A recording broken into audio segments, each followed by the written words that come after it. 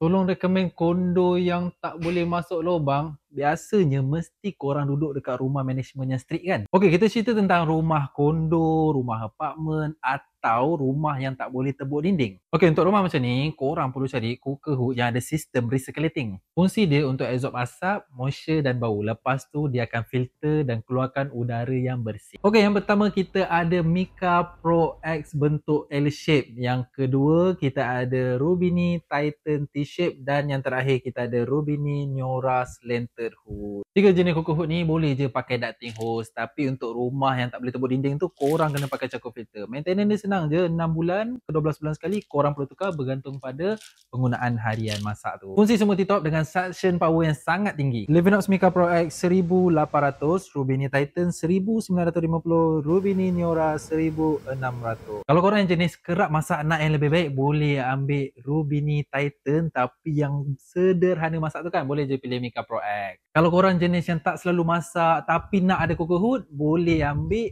Rubini Niora. Jadi buatlah keputusan dengan bijak, pilih mengikut keperluan dan bajet korang. Singgah ke Alak Dapur untuk tahu lebih banyak tips lagi.